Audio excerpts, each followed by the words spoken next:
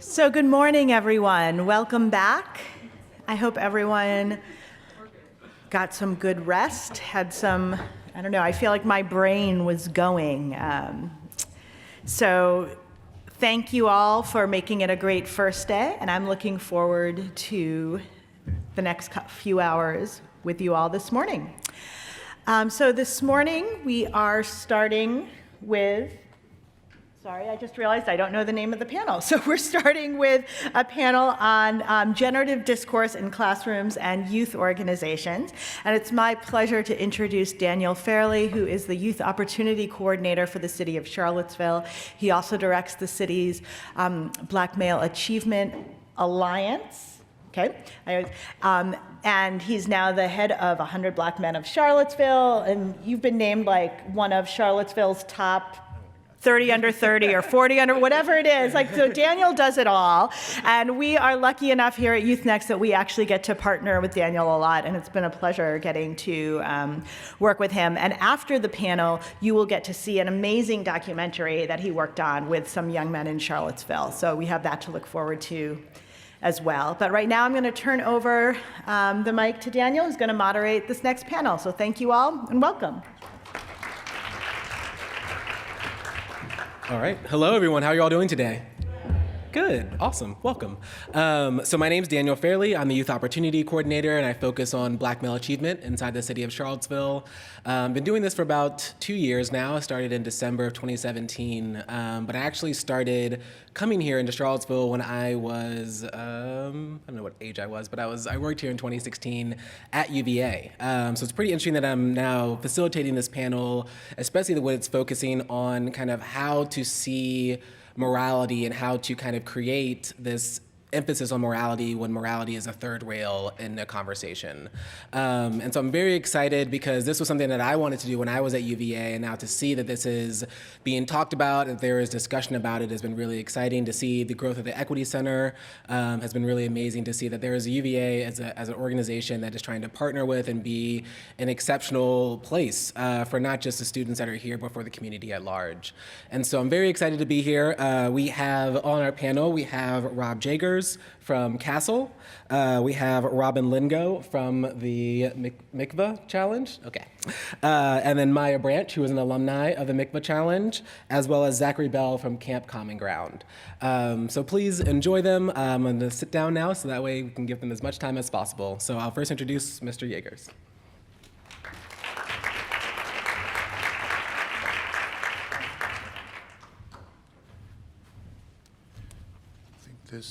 So good morning, everyone.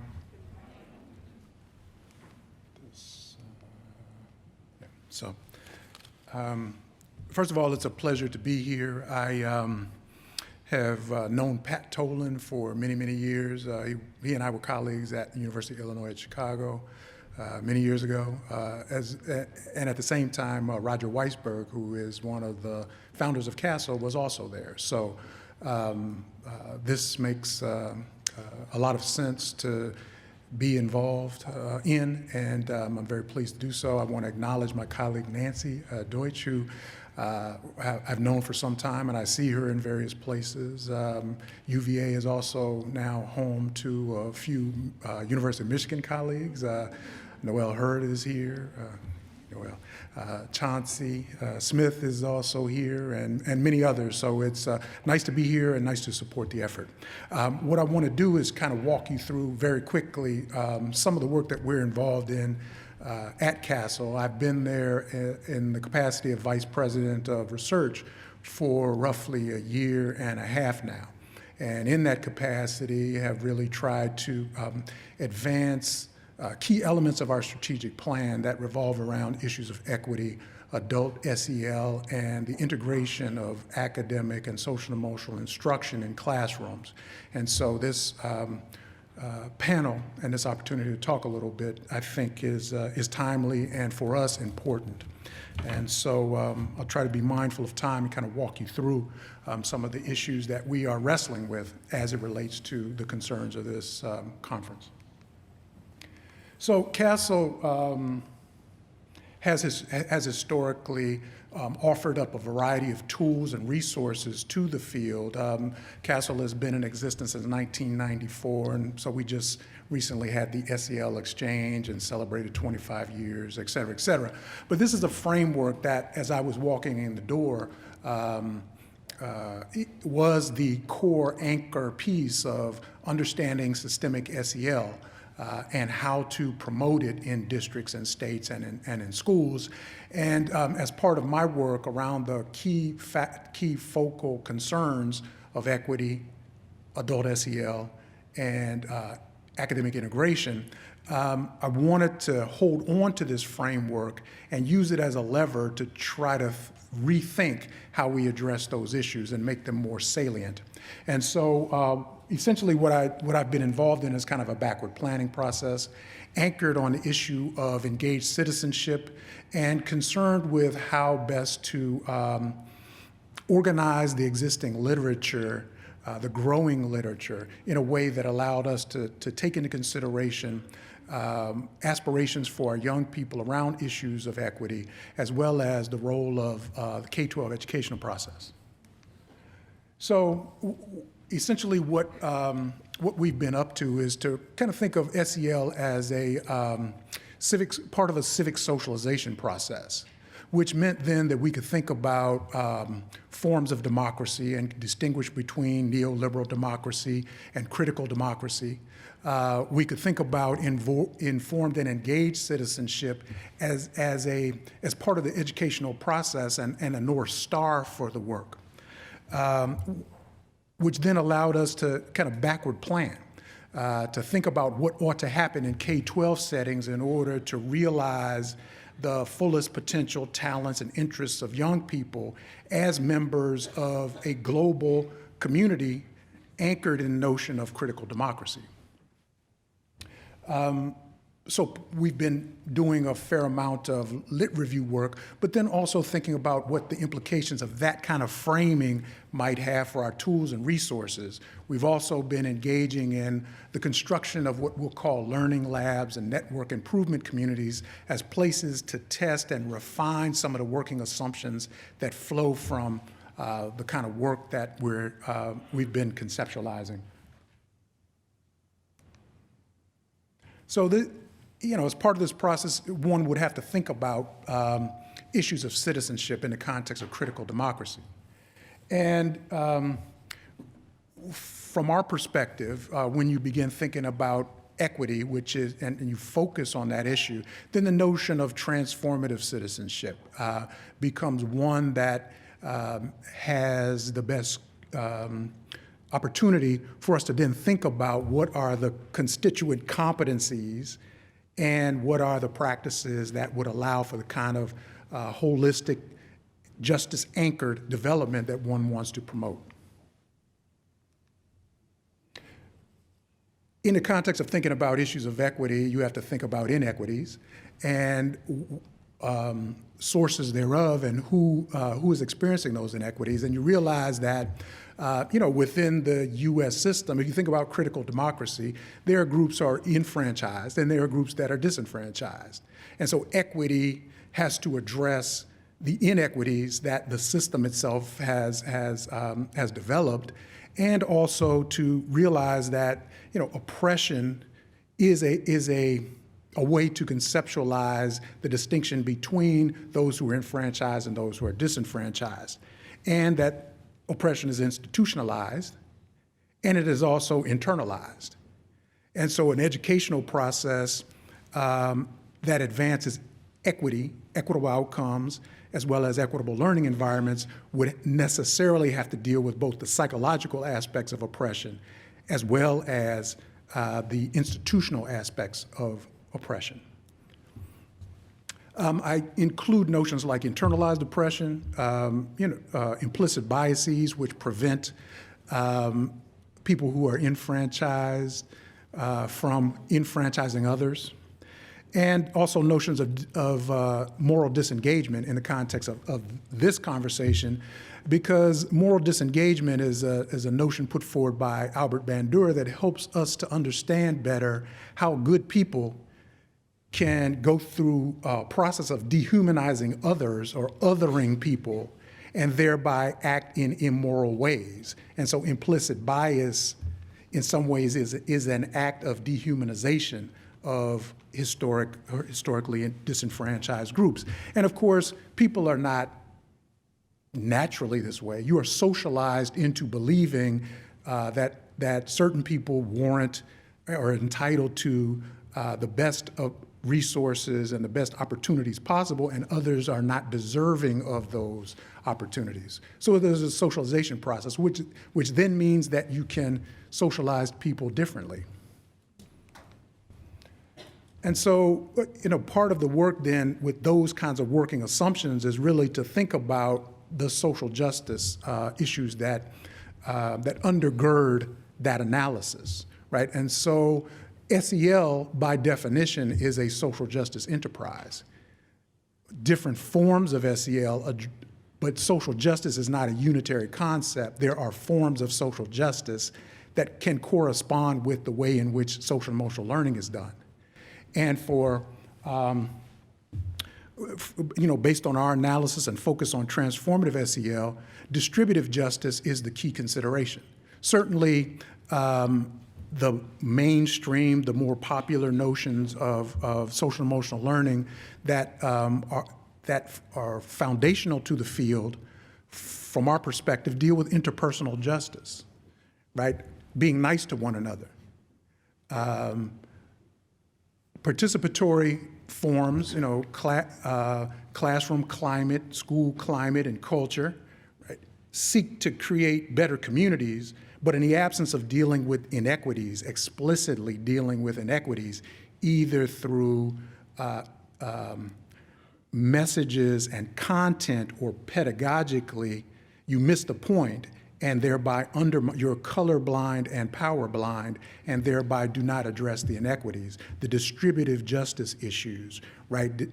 Distribution of knowledge, resources, human and material, is at the essence of inequity. And so we've come up with working definitions of what is transformative SEL, and really revolves around the co-construction of learning opportunities, adults and young people, adults of various sorts from various spaces, and young people co-constructing the kind of more just and equitable reality that I think many of us envision. These are some of the core competencies that we're concerned with. And you can see here, issues of identity are really foundational to this issue. You can, if you hearken back to the earlier slide about stereotypes and internalized oppression, certainly disenfranchised groups have had identities imposed on them in an effort to limit what they believe about their own possibility, about who they are, et cetera.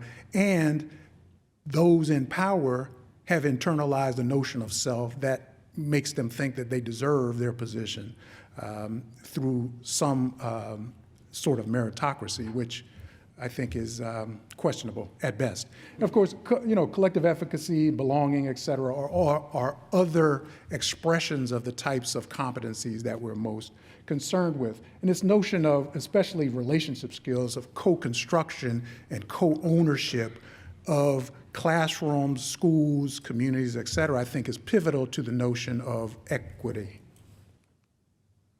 And these are some of the programs and practices that we have surfaced as being most relevant to transformative SEL. And the essential features are really power sharing, which is consistent with distributive justice, and scaffolding, meaning that adults have the responsibility to work with young people to help them become increasingly capable of applying academic content in ways that allow them to meet problems and concerns that are meaningful to them and the communities that they live in. So it's the real application of academic content for those purposes that we think is most helpful, both in the short run in terms of equity, but in the longer term, because I think the envisioned democracy is a multi-generational enterprise, right? It's not simply that we realize that in our time, but that's something that is developed over time and is sustained by and improved upon by young people in a future that we in this room can hardly imagine. And so what are the skills, the knowledge, abilities, the understandings that young people need in order to move into that unknown future? And the last thing I'll say is that we're actively involved in collaboration, a project called the Equitable Learning and Development Project. We're collaborating with colleagues at the Chicago Consortium as well as the National Equity Project. We have, CASEL currently has something called the Collaborating Districts Initiative, and within that, an equity work group. The National Equity Project has a new Midwest network, and U of C and the National Equity Project have historically worked in something called the Bell Network. And we are working together now to really surface some of the working assumptions that I've shared here and some that we don't have an opportunity to talk about, but really to dig in with practitioners, research practice partnership as a methodology, and then network improvement community as a way forward, meaning that our work is really working hand in glove with practitioners to test and refine some of the working assumptions that allow us to move towards constructing learning environments that are equitable, both with regard to the relationships inside of them, but also in terms of outcomes for young people, academic, social, and emotional. Thank you very much.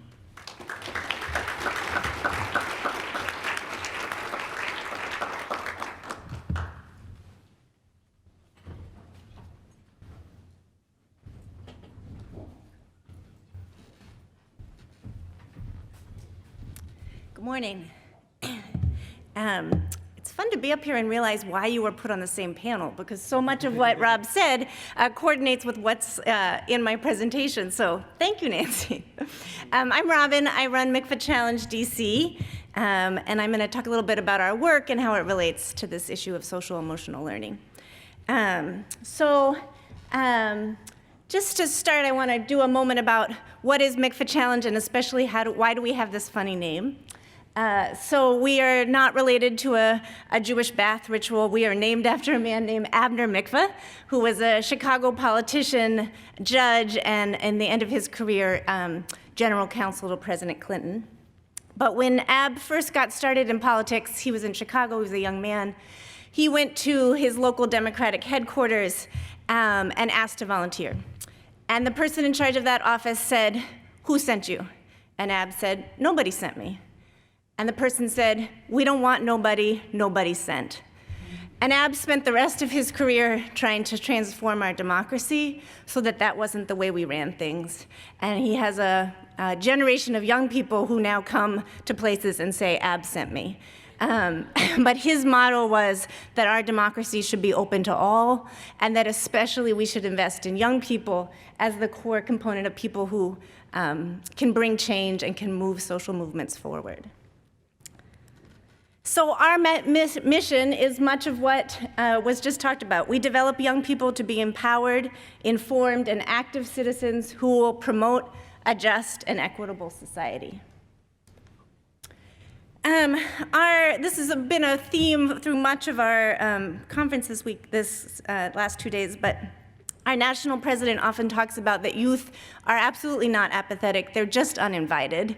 We don't bring them into spaces where decisions are made. We've seen recently some big national and international examples of young people making change that I think are starting to change that narrative. I was hired to open the DC office of MCFA Challenge in 2015, and I will say definitely after the March for Our Lives in Parkland, people say youth voice and student voice so much more than they did the first 2 years of running that office, but it doesn't always mean that we are really lifting and creating those opportunities for all young people. I think in our work, we know that there are so many young people who are making change in their communities, who are speaking out, who are leaders, who don't get the platform that other young people who have resource or opportunity or media attention do. But their voices and their ideas are often so much more important and closer to the ground about what is happening in people's lived experiences. So we see our work at MCFA Challenge as making a platform for all young people to be heard, to have their voices included in how we go about creating policy locally and hopefully nationally. We start this work in thinking about how do you build a democratic classroom. And I also had the experience that many people talked about yesterday of looking at these slides last night and thinking, oh, I would have done this differently if I had made this today as opposed to 2 weeks ago. But here we are. So we think about the idea that we need to have classrooms that are democratic. But schools are not.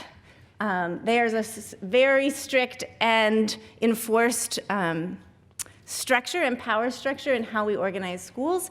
And for us, we think about this as an organization that's invested in civic engagement and thinking about building a generation of informed and active citizenry. Schools are the places that young people experience first. And if they are a strictly undemocratic and disempowering organization, how do we then think about building the democracy we want to? Traditional classrooms are places where power is centralized, the teacher establishes and enforces the rules, content is selected and driven by teachers, assessments are designed by the teachers, and reflection is sometimes conducted by the teacher alone in planning or afterwards. There are also places in which there is a focus on individual achievement. Grades are what young people are striving for individually. Success is individual over a collective classroom. And achievement is focused primarily on knowledge and skills rather than our behaviors and our dispositions. But how do we change that? So MCFA Challenge's model is very much in the youth participatory action framework. But all of it is centered around, first and foremost, creating a democratic classroom, and with youth are the center of how we think about building classrooms and dialogue and conversations. But our process is one in which young people get to be the driver of their learning and the driver also of making civic change in their schools, in their communities, and in their neighborhoods, and that we believe that when young people are in that position of action and of leadership, that is where learning happens, is where young people get to drive their learning based on things that they are interested in and things that they want to see be different in their neighborhoods and communities. So we start with examining identity and community, identifying issues and envisioning what change might look like, conducting research and setting goals, analyzing power, thinking about strategizing, planning, and acting, and then your showcase and reflection. This, as I was talking about, starts first in how will we be together, and that's the critical question around forming a democratic classroom. I was thinking a lot about the last panel of the day yesterday in terms of thinking about how do we train both teachers and students to have the classrooms where we can have those kind of difficult, critical, deliberative conversations. It's about the community building that happens. So our curriculum and our work starts first with teaching teachers about how do you build community in a classroom, how do you create up tools for civic dialogue, having young people set their own class constitutions, agreements, and norms, and examining their own identity and how that relates to societal oppression and how we live as a diverse society now. And then we get into what is called our Project Soapbox activity. So yesterday you saw an example of that in our student Tonio, who was an 8th grader who gave the speech about educational equity. Also, I didn't realize how animated this slide deck is. But Project Soapbox is an activity in which we ask young people to answer the prompt, what is the biggest issue facing you in your community, and what could be done about it? And I'm going to talk a little bit more about that in a moment, but I want to talk about, like, for teachers, this is an important activity that changes how teachers think about their own role in the classroom, because you're giving your young people, every young person in the class gets up and does this speech. So the teacher is getting a chance to hear from each and every one of them. And I have so many anecdotal examples of teachers coming up and saying, you know, this activity meant the most to the student I never hear from, or the student who is my biggest behavior challenge in the classroom. This activity has brought them, him or her, they, alive, and given them a chance to feel like this classroom is theirs and their learning is theirs. So this is just a quote. Project Soapbox changed my teaching. It made me realize that if you don't listen to students, it's one of the main reasons they don't listen to you.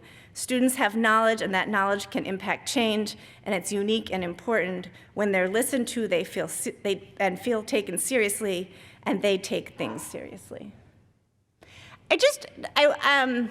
Project Soapbox is a simple prompt, it's a simple program, and I think the idea is so simple.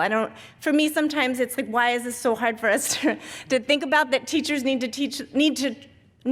we all need to know in a classroom that young people are also people who want to be taken seriously and treated with respect and listened to as if and knowing that they have their own expertise.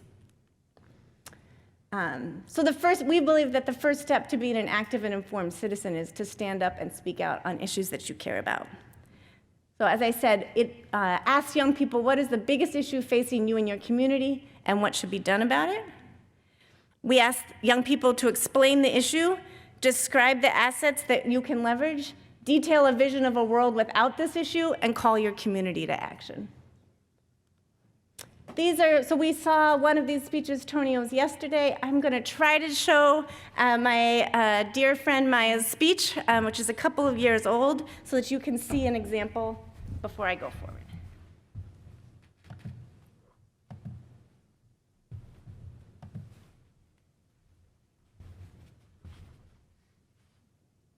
I am a feminist. I am a Black feminist. From the earliest times of history, women like me have been marching alongside our brothers, carrying them on our backs while we toiled rapid land, picking them up and nursing them back to life when a racist wrote to shout them down, bailing them out of jail for convictions that were probably motivated by the color of their skin, leading movements. Only to have you, Black boy, whine about how oppressed you are because of the color of your skin, and yet use your male privilege to hurt Black women all in the same breath. Hypermasculinity.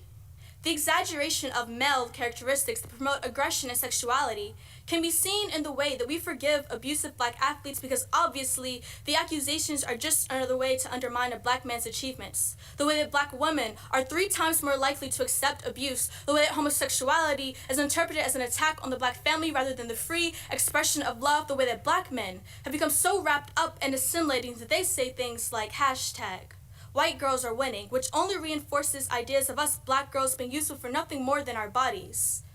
Is it really that hard to understand that interracial dating is okay, but holding a white wife as the standard of success is not? How can you tweet Black Lives Matter but be silent when there was a Black woman who accused Mr. Cosby of rape too? Be silent when confronted with the news of women like Rekia Boyd.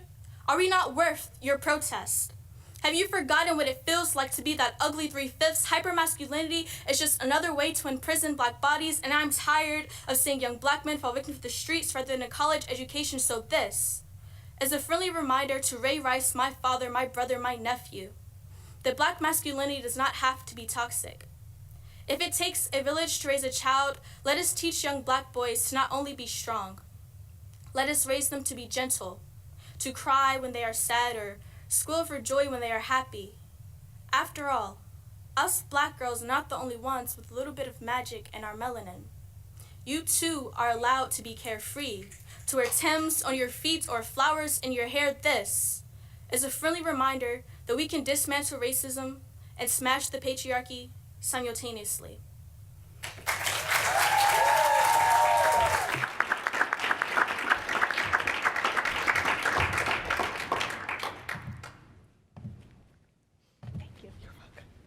So Maya is brilliant. There's no more letters, but, and you'll get to hear from her in just a second. One of the best things that come out of that speech is that I've gotten to have a long relationship and continue to count Maya as a friend. But I think one of the pieces I want to emphasize is we hold this, so students do it in their classroom, and then we hold a citywide event. And both in the classrooms and in our citywide event, after each young person gets up, we ask the audience to say things that they appreciated, things that they heard, things that resonated with them. And that is because Project Soapbox is about validating and listening to and having deep empathy and care for each person as they get up and tell their personal story. And it's not just our own opinion that that is important, but we actually have had a few researchers at DePaul University who have studied how Project Soapbox has impacts in terms of both young people's civic agency, their civic identity, but also their social and emotional learning.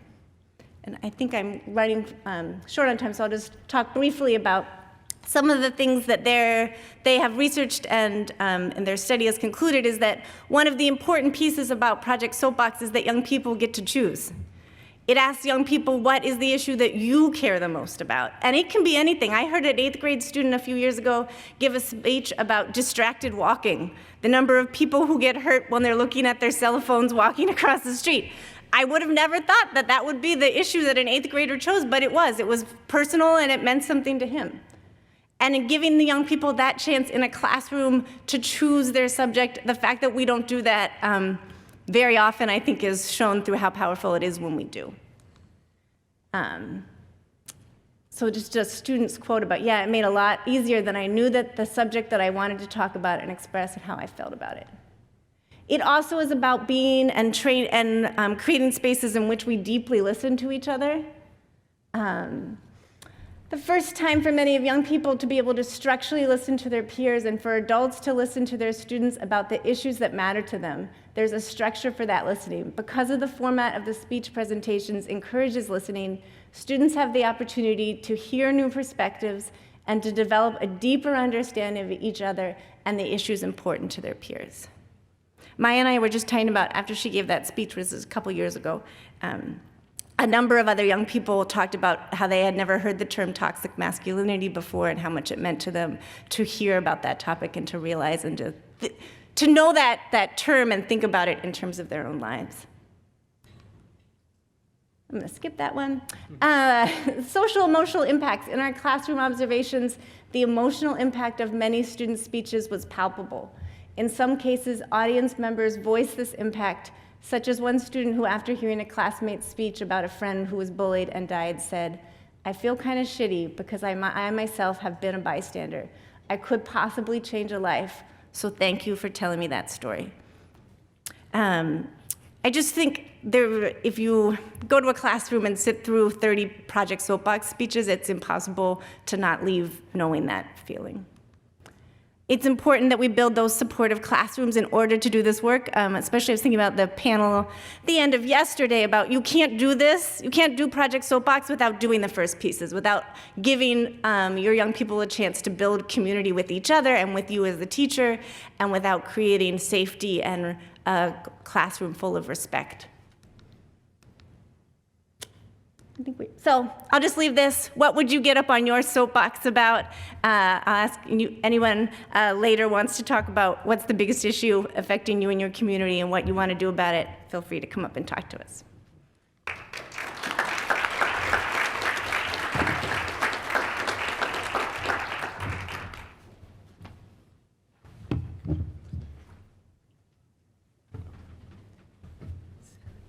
Is Maya talking next or at the end?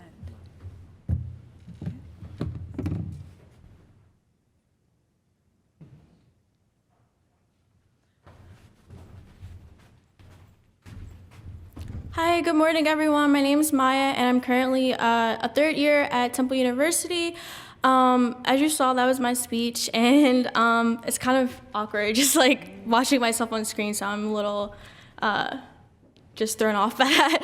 But I just wanted to talk about how being a part of Project Soapbox and Mikva Challenge in general has affected my life as a college student now, I think one of the biggest things that stand out to me is that a lot of people who go to university, in their first year, we have to take our general education of courses, and a lot of those tend to be about race, philosophy. We read a lot of classical text and heavy theoretical stuff about social justice.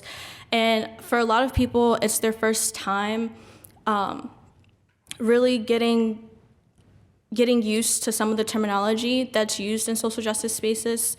But for me, I felt more comfortable participating in seminar-based classes, expressing my views, and I think that Mikva Challenge has definitely made me a bolder person. I think that it's taught me how to network, because after I gave my Project Soapbox speech, a lot of people came up to me after, and it was just a huge exercise in empathy. It definitely led to me speaking more places like this conference. I've been to so many national conferences with Robyn, thank you, which is also great for my resume. So yeah, definitely thank you. And I think that a lot of times people forget that the way the classroom is set up in most schools, that happened during the Industrial Revolution. So there's actually a really great TED Talk on it that explains how classrooms are kind of set up like factories in a way. Like, you're not allowed to use creativity. Everything is to get you to a certain point. Like when you think about standardized testing, and there is a right answer to everything, when in life problems are so much bigger and more complex than that. And by having democratic classrooms, it really gives students a chance to share with you our expertise. Like, we are experts in our own life. And I think it also correlates heavily with just growing up as a minority in multiple ways, right? Like, as a disabled, like, girl of color, like, no one, like, I guess there wasn't a lot of power given to me, right? And so I was not only walking in a classroom where my voice wasn't valued sometimes, but just walking in the world and this, like, living this experience. I think that having teachers that did participate in Mikva Challenge and use Mikva's curriculum, there was a stark contrast that was definitely appreciated, and it was just like noted by everyone in the classroom. Like, we did things like Harkness tables, or it was more of a seminar-based classroom where we were the facilitators of our own education.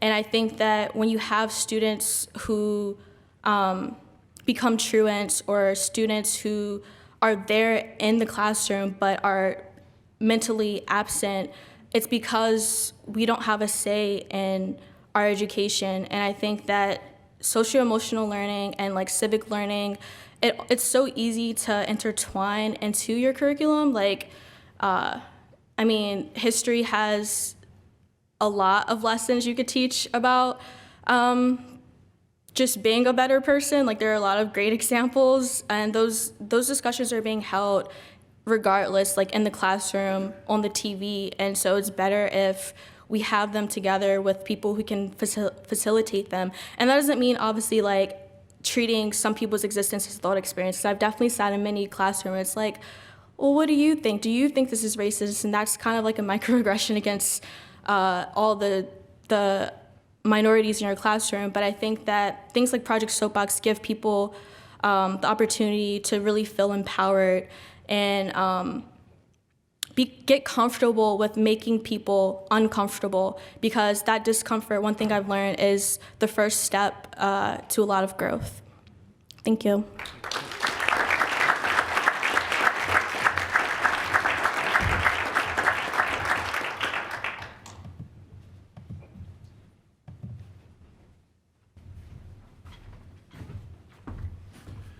Hello, everyone. It's been so wonderful getting to meet so many of you, and I feel so grateful to be invited here and on such an awesome panel with people I admire so much. So my name is Zach. I am the co-director and co-founder of Camp Common Ground. We are a nonprofit based in the Bay Area with a mission to disrupt cycles of racial and economic segregation. We do that by bringing middle schoolers from diverse backgrounds together for a 2-week overnight summer camp where they build skills in empathy, intercultural understanding, and leadership. And they actually take those skills back with them during the school year to make their own schools more inclusive places. So long title of the talk, but I've really loved this conference, and it was great that we started off kind of defining some terms around moral development, moral reasoning, critical consciousness, and then talked a lot about the settings that need to be in place in order for it to feel safe, for there to be the community building. And I'm so excited to be on a panel where now we're talking about, okay, now we're in the room, now it's safe, what do we actually do, right? What does the programming look like? What are these interventions? And it was great to see that, youth participatory action research and some of these other methods that Rob talked about really intertwine really well with what we do. Oh, and I'll just say, what I'm gonna kind of argue is, that really the pedagogy, one really important pedagogy that we can be employing to this end is game-based and simulation-based pedagogy. So I'll explain a little bit what that means in a second. So first, just a little bit about me and my co-founder, Ron. I am a 6th grade and 7th grade math teacher at a public school in East Oakland. It is a lot doing this full-time and this, so if there's any funders out there who want to help with that, that'd be great.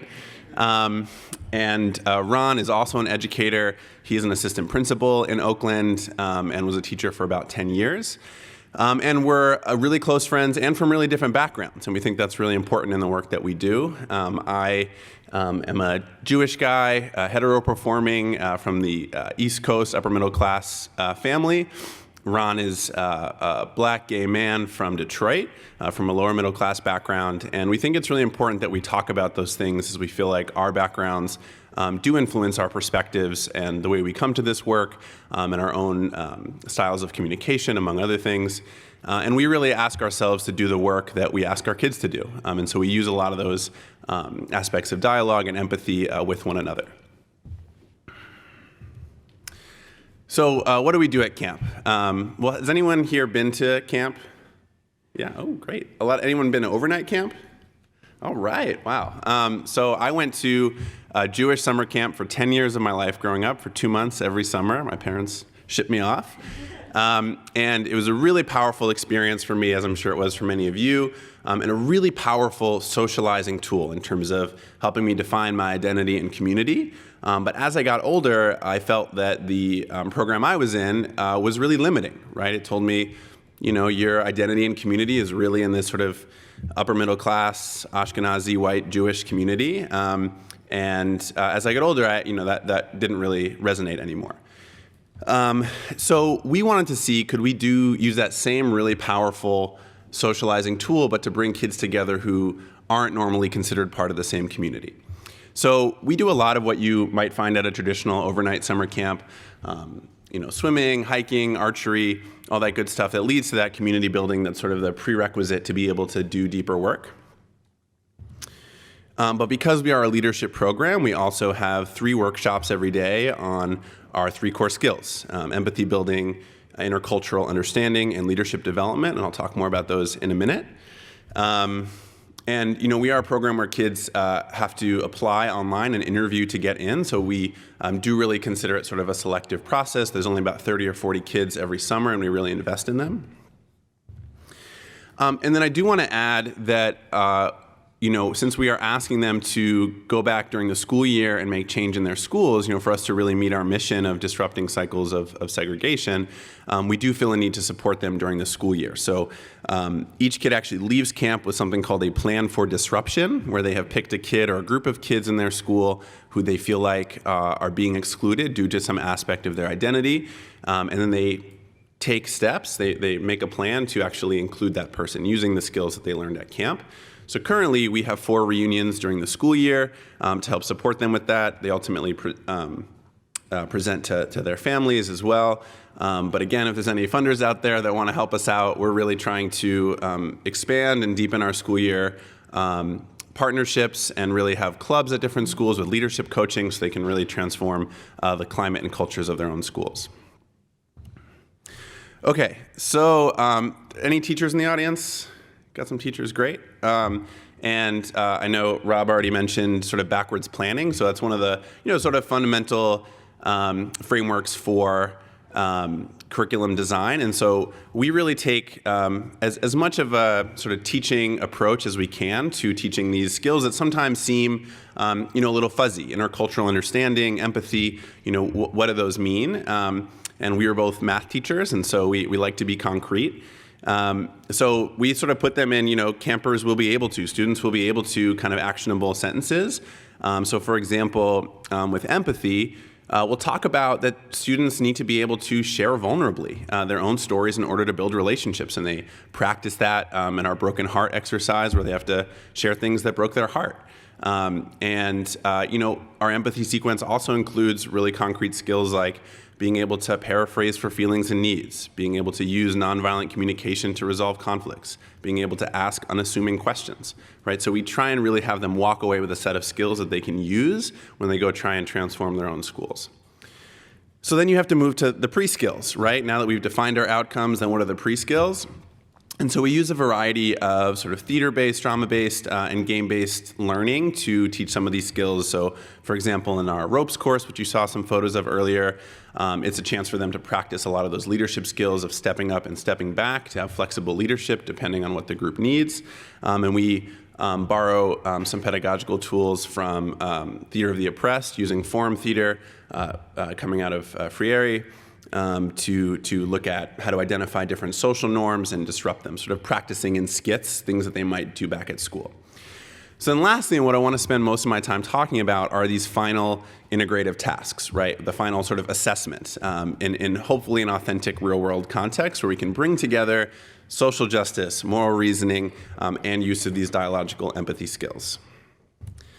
So the first one I want to talk about is color war. Did anyone participate in a color war at their camp? All right. If you haven't, there's a great This American Life about color war. It's sort of a classic summer camp activity.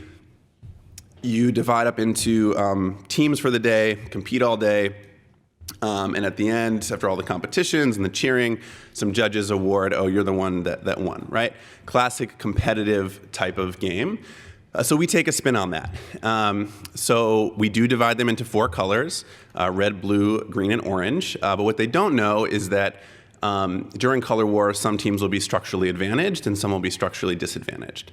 So that starts out with just Ron and myself as the 2 judges and our counselors representing sort of the institutions and authority figures, just favoring different teams more. Oh, your poster is great. You guys clearly are artistic. Oh, this one, not so much, right? And then it becomes, during the competitions, us sort of unfairly judging, and including sometimes they get different equipment. We say, oh, Frisbee golf, sorry, we ran out of all the nice Frisbees, you got to use the foam one, right? And this kind of escalates throughout the day, and I want to make a note here that we are very careful. Very careful. This isn't important but complicated stuff. We're always checking in and either dialing down or dialing up sort of the inequality depending on the reactions that we're getting. So this kind of culminates during lunch, where now the green and orange teams, which are the disadvantaged teams, need to serve the blue and red teams lunch, and the blue and red teams can spread out on the picnic tables, and the green and orange teams have to eat lunch sitting on tarps on the ground. And so at this point, kids generally get pretty pissed, right? And there are a variety of different reactions that I would love to talk to you about after the panel, if you would like to hear more. But of course, there is always some level of rebellion. And something that we've done, which may at first sound questionable, but I want to explain why we do it, is if a kid is really resisting a lot, saying this is not right, this isn't what Camp Common Ground is about, we say, okay, well, the order of our whole system here relies on you trusting our authority. If you're going to break that, we're going to call home. You're going to have to explain to your mom why you are disobeying the directors. And what we're doing there is not trying to punish someone. What we're doing is trying to use the simulation and use the metaphor to say, how confident are you in your beliefs around morality and your moral reasoning that this is wrong, that you're willing to face real consequences? And I hope you can see the metaphor for that in real life. Because that's ultimately what we're trying to prepare them to do, is to be moral actors in the real world. So then, of course, because this is a final assessment, right, a culminating task, we have to give them an opportunity to really show us what they would want to do. So Ron and I then leave during lunch. We say we have to tally up the points. We're going to go off campus for a little bit, and we check in over the walkies with the directors or with the counselors to see what the kids do. And every year is a little bit different. I'll just tell you, our first summer, when we came back, all the kids had washed off their face paint. They had changed out of their colors, and we're all sitting on the picnic benches together, integrated, wearing their Camp Common Ground t-shirts, and glaring at us really defiantly, right? And of course, then we spend the afternoon debriefing and talking about how each of the different color groups actually corresponds with a different racial group, and talk about the different outcomes associated with each of those different groups. The next one I want to talk about is a little bit more complicated. This is called Camp New Direction. It's for our year 2 campers, so they've come back for a second summer. And they've been working a lot on group decision-making skills. And so we tell them, you know what, you're going to be the directors for the day. So we bring them to a really isolated part of camp and say, Camp New Direction, you're the new directors. And we give them a series of tasks that directors might have to face. So you need to tell us who's going to be in which elective next week. So there's some level of moral reasoning there. Maybe they really want to do archery again, but they have to figure out, what's really fair. Then we kind of step it up and we say, there's this great overnight we do at Eagle's Nest where you sleep under the stars, and we make this up and we say, but the camp that we're renting from says they had a bad experience with having both boys and girls up there, so now only boys or girls can go up at a time, so you have to decide who's going to go up there in our camp, right? So pushing a little more of how do you make a moral decision in that context. There's some level of identity and equity. And then things get a little more intense. So after a few more challenges, then the campers see Ron and myself looking really worried and stressed out, and we're talking over the walkie really intensely. We're on the phone, and we come to them and we say, hey, I'm sorry, we have to stop the simulation. On the other side of camp with the year 1 campers, there's been a prank, and one of the campers was targeted. And so we faked a prank, right? So for an example, and again, this is very tricky, but we do this very intentionally. We try and pick something that's reasonable, that's believable. So, for example, one summer, there was a boy, let's call him Michael, who was sometimes picked on. And part of that had to do with the fact that he performed his gender and sexuality a little bit differently than some other kids. And so we took tape and wrote on the mirror in the boys' bathroom, Michael must die. And then we took a photo of it and, of course, took it right down, right? So then we go to the campers and we say, hey, here's the photo. The 4 kids who did this fessed up immediately. And we've been on the phone with Michael's mom, and we wouldn't normally do this, but she said that, she knows that Michael can sometimes provoke kids, and she really wants to hear from his peers before we make any decision on the consequences for these 4 boys. And so we say, she'll call back in 10 minutes. You guys have a chance to discuss what you want to say to her. So that's the pictures you're looking at right now, is them having a phone call with my friend who's pretending to be Michael's mom, and them having to really work through moral reasoning and social justice and dialogue with one another to be able to make this difficult real-world decision, right? And, moral dilemma discussions, which I think are often considered a primary intervention for moral reasoning, are really abstract, right? And this is their friends. They don't want to see them go home. But, well, they broke this rule, some of our norms at camp, but are those just social conventions? Are those actually good rules that have some sort of universal morality? And so we're really forcing them to ask some of these tough questions and make a real decision. And then, of course, when we, after they have the phone call and we tell them that it was made up and they're really mad at us for a little bit, we then debrief, and we've actually video recorded the whole thing. And so then they spend the next day watching themselves, watching their group decision-making skills and their moral reasoning skills, and do a critical reflection on it. So probably a lot of you know more about the theory behind this than I do, but my undergraduate thesis work at UPenn was actually on game-based pedagogy for moral development. And I was really inspired by some of the stuff that Piaget talked about with games as mini societies, these rule-based systems where kids get to grapple with what is a fair rule. And one of my big takeaways was, and it was sort of mentioned earlier, which is great, is that really the co-construction of these game-based, these rule-based systems, these games, is really when kids have to grapple with not just how do I react to this rule, but if I got to run a society, what rules would I put in place? And when I think about the type of moral actors we're trying to cultivate, it's really folks who can self-govern in that way. Folks who can say, I can lead a group or lead a society, and I can think about what laws or rules should govern this space in a way that's going to be moral and equitable. So the last thing I'll say is some questions and directions. So one is, this is a fine line, right? Some of you may have raised your eyebrows at some of the stuff we were saying we did. This is one of the reasons we really try and be super research-based and work with researchers. And I don't know if any of you saw, but in 2018, there were some articles that came out in the SF Chronicle about some camps, some diversity camps that did this in a really bad way. And were really exposed, doing things like shouting slurs at minorities as a way to prepare them for the real world, right? And the article talked about how those were not research-based practices at all. Also, sort of when and where to do these kind of games and simulations. I don't know if at my school it's really a safe place to do something like this. Although I do think a place like PE offers a lot of opportunity right now that's not being utilized for game-based learning. And lastly, measurement. These are really hard. Should we be analyzing these videos? How do we code stuff? Well, we got a bunch of researchers in the room. Would love to talk to any of you afterwards about how to do that. Thank you very much.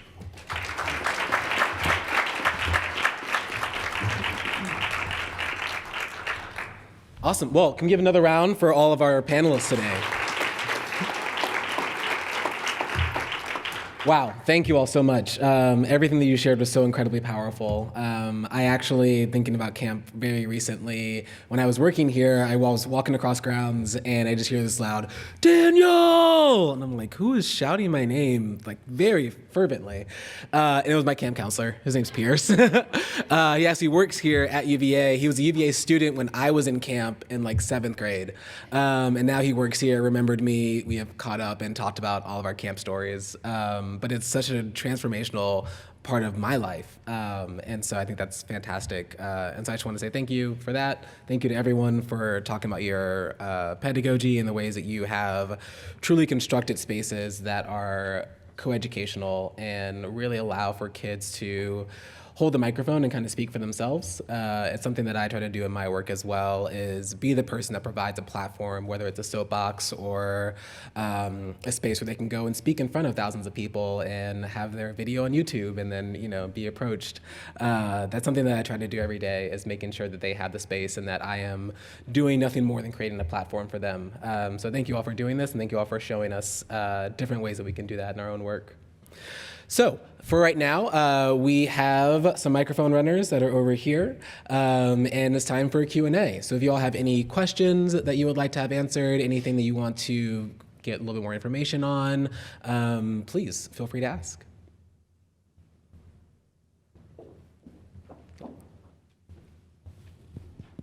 Hi, I'm Meg Hubeck, and I work here at the UVA at the Center for Politics. One of the biggest challenges in working with teachers is that they don't have time to fit great activities into what they are already doing. And so I'd love to know, particularly from MICVA, how you convince them that this is good for their students and good for the test. That's a great question, and I would just echo yes. I opened our office in DC in 2015, and I have yet to meet a teacher who doesn't want to do this kind of learning with their students. So we don't have to do much convincing that it's useful or that it would be a rewarding activity and project to do in your classroom. Yes, absolutely, the number one challenge is time. And obviously the pressure of time is really imposed by the school system about what the teacher is supposed to get done in that time frame. I see a lot of classroom teacher nodding, so yes, yeah. We are lucky, we have 2 big chapters in DC and Chicago to work closely with the school systems, and so We do have a good relationship with DC Public Schools and their social studies department that has worked with us to integrate our issues to action curriculum into the scope and sequence of how US government is taught. It doesn't mean that that has created huge pockets of time in the school year. It means the school system has said, yes, you can do this and weave it into what you also need to do.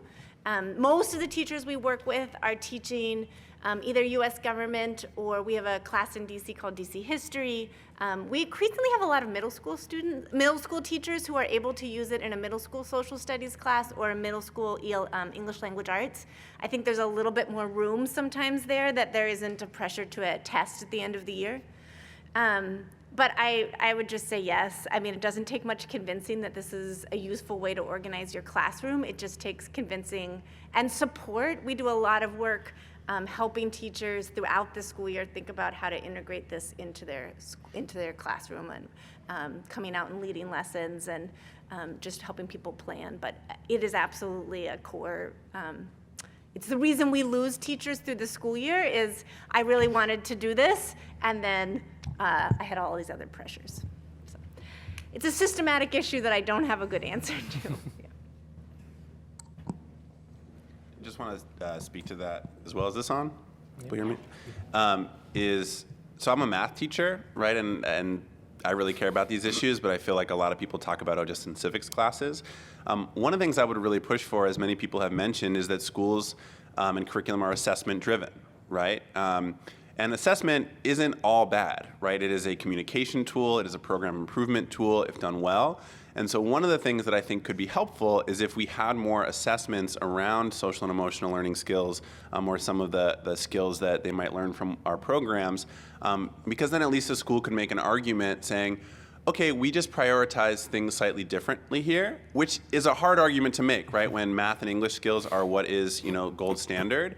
But I'm at a school where 2 of our 4 tenets are cultural humility and social and emotional learning. And there are private schools that have that kind of thing, and they can say to parents, hey, what your kid's really going to get here, maybe they could go somewhere else and get the best academic scores, but they're going to really learn these healthy human being habits. I don't know if public schools have that latitude, but to me that would be helpful in having teachers really approach principals or us working with school leaders to say, hey, you're going to have different data that you can show to prove to the district or prove to your network that what you're doing is a worthwhile use of time. So I'm going to expose my bias here. I'm an architect. I'm not an educator or a researcher, but I work exclusively on learning environments.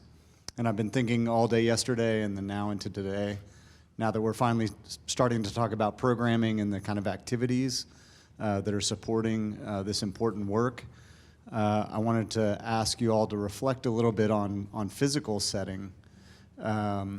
Teachers are really great at just making do with what's given to them, but in 95% of classrooms that I walk into, there are very subtle and very powerful messages that are communicated by the place: a lightless box, teaching wall in the front, desks in rows, inflexible furniture, no student choice about where they sit. They're told where. So there are lots of powerful lessons that are communicated there. And I saw a picture of John Hunter's classroom, the World Peace Game. Both of my kids went through that. It's the most profound educational experience that they've experienced in their lives so far. And I think a lot of that had to do with setting, both the relationship setting and the co-creation of that work that Dr. Hunter allowed, but also the physical setting that they walked into that room. There was a 6 foot tall, 6 foot by 6 foot by 6 foot cube gameplay. Countries were set up, institutions were established within the classroom. The kids were given control, choice in how they did that learning. So, camp is a great example of taking kids out of their regular context and putting them in a very specific physical setting. Can you reflect on that a little bit? How the physical space can support this or not?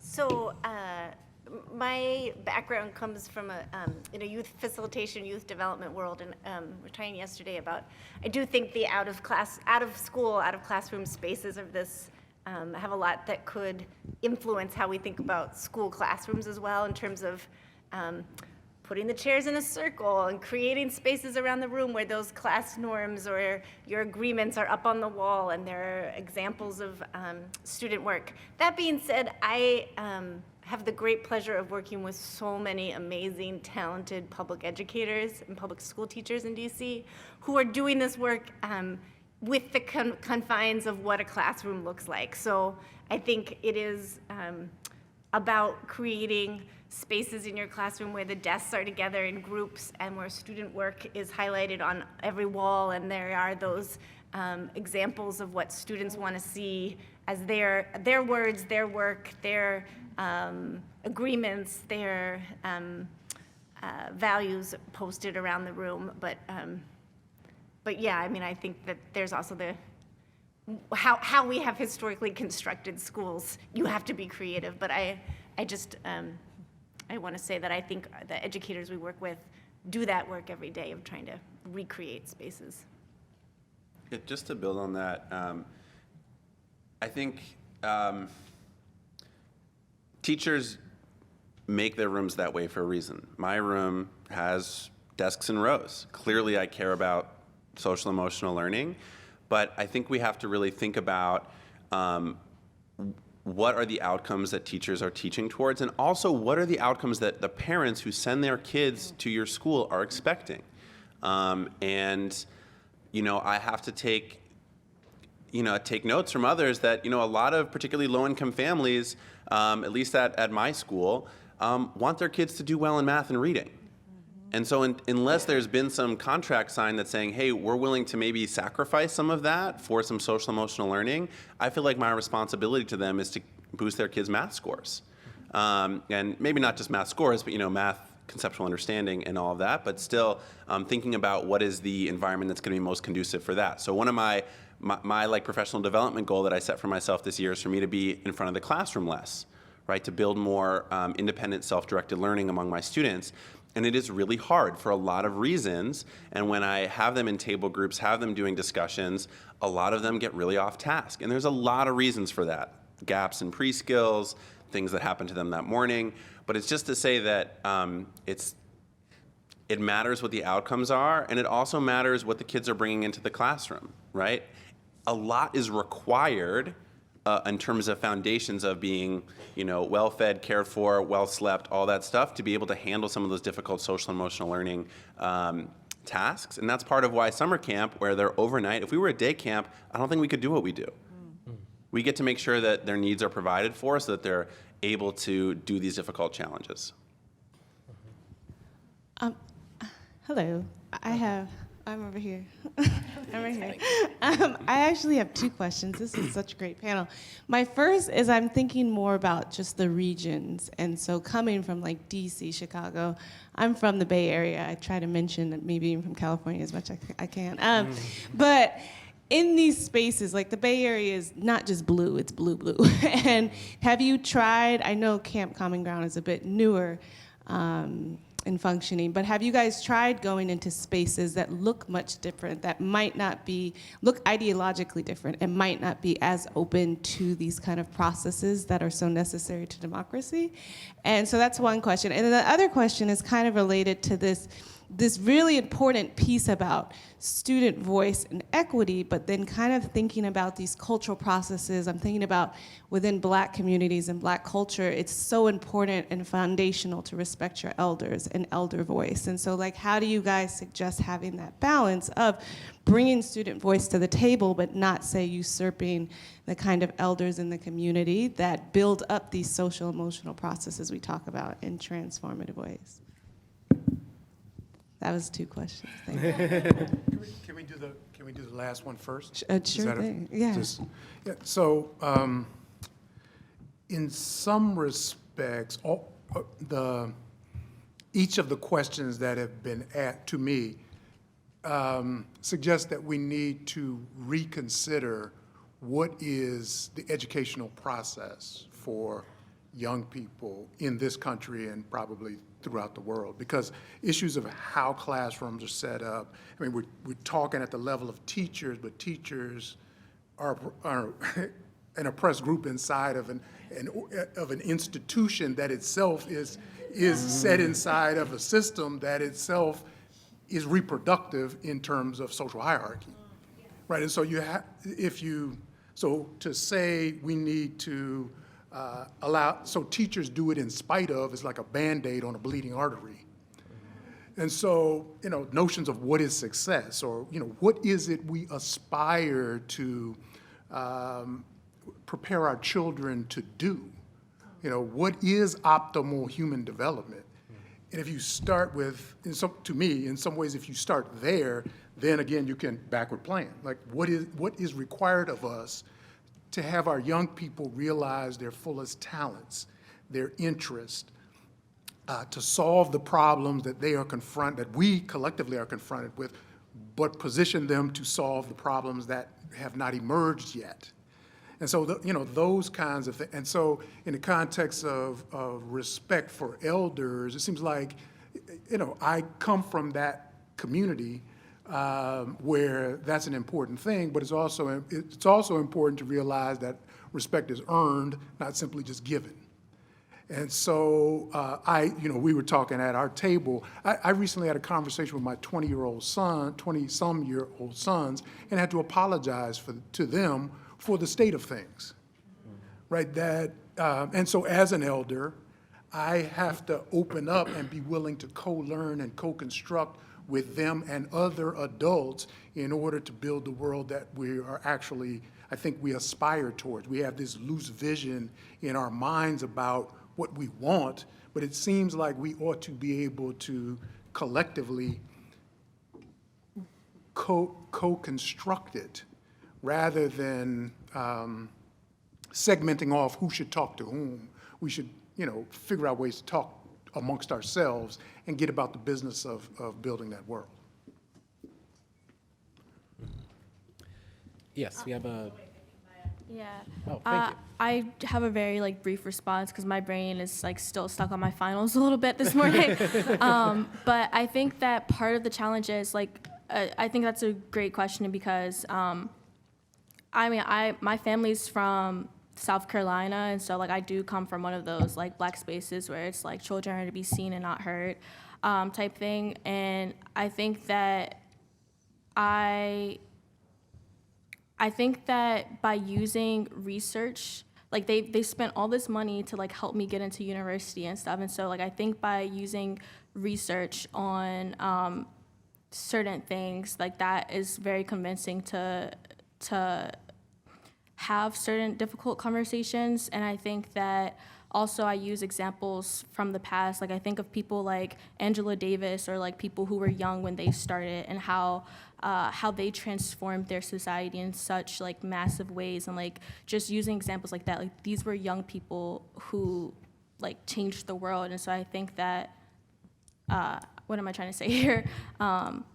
I don't know, I just think that bringing research and outside examples is very convincing. And also to a point earlier, social emotional learning does help with those things like math and language arts. There's a lot of studies that shows that social emotional learning, especially if you have a period in the morning where those students can get out the frustrations of their home life and stuff, it helps them be more focused in the classroom. Or if you start early, there was a great program in New York, Come Find Me Later, and I'll go through my notes and bring it up. But there are a lot of research studies in New York schools where these are the most some of the most disadvantaged kids, and where they make social emotional learning a priority, they do so much better on their standardized tests. So because it works the same parts of your brain. Yeah. I just wanted to add one piece about when I talk about youth expertise to adults in particular, I talk about it in terms of that young people are experts about the things that young people experience that we as adults don't.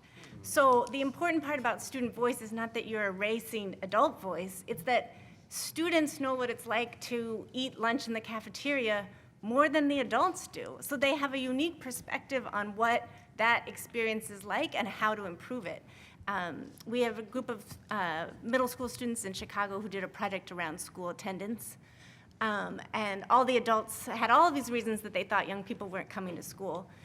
When the young people surveyed their peers, they found out it was because of the school's uniform policy and that families didn't have enough uniforms at home or the ability to go to the laundromat to get them cleaned on a regular basis. And so we're keeping their young people home from school on the last days of the week because they didn't want to send them with a dirty uniform. It was a thing that the students were able to gain from their peers that the adults never would have known, and resulted in the school investing in like a laundry co-op where there was laundry, washers and dryers in the school, and then young people had a co-op responsibility of washing those uniforms. So I think it's not about that young people are going to, erase what adults and the adult thinking and the adult mentorship that needs to happen. It's about recognizing that young people have a unique perspective and experience. And just to speak to your Bay Area question, Jahari, a couple things. One is before starting Camp Common Ground 5 years ago, I visited a lot of other programs around the country that I could find that did similar work. And they are in a lot of different places. Bridge Builders in Memphis, Tennessee is one of the longest running programs like this. Seeds of Peace is similar. They're in Maine. Camp Hawkeye in New Hampshire. That being said, also, it wasn't a given in the Bay Area. And actually, Camp Common Ground started as a research paper in my urban studies class as an undergrad, and my professor at the time told me, never gonna happen. Told me, affluent families, why would they send their kids there? Because, right, we are a sliding scale tuition. We need to have economic diversity in order to accomplish our mission. And even in the Bay Area, our first summer, we had a really hard time getting affluent and white families.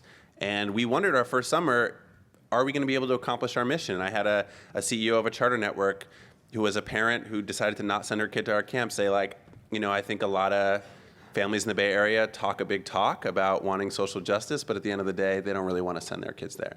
And yet, it's been 4 years and we've managed to make it work.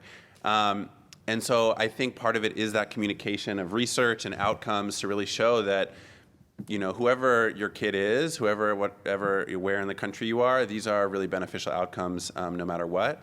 And I will say that there are aspects of this in a lot of already existing programs. I know there's governor schools in a lot of southern states that do some workshops around equity like this. And so I think it's a communication piece. While we still need to have integrity and not just call everything 21st century skills, I do think that there is a communication piece here. And I would just add that these are clearly excellent points, but the issue around equity and what it means is typically constructed in a very narrow way, right? When you say it, people almost immediately think race. But there are class issues, there are gender issues, there's variation in all kinds of spaces. You walk into a classroom and it's middle income white kids, well, they're not all the same. They themselves have differences in their experiences, who they are, they may be, So there are a variety of ways to introduce notions of equity that will allow us to move beyond the kind of, because to ignore it allows for the opioid crisis and the stress-related suicides in upper-income white kids. I mean, it's problematic that we deny that that there are issues of morality and justice that exist in all spaces in this country and throughout the globe. Awesome. So we are actually coming up on time, but I wanted to just say thank you again to all of our panelists, Dr. Jagers, as well as Zach Bell, Robyn Lingo, and Maya. So if you all will find them, if you have any other questions, feel free to ask, and I'll let you all head off stage, and then I'll turn around real quick.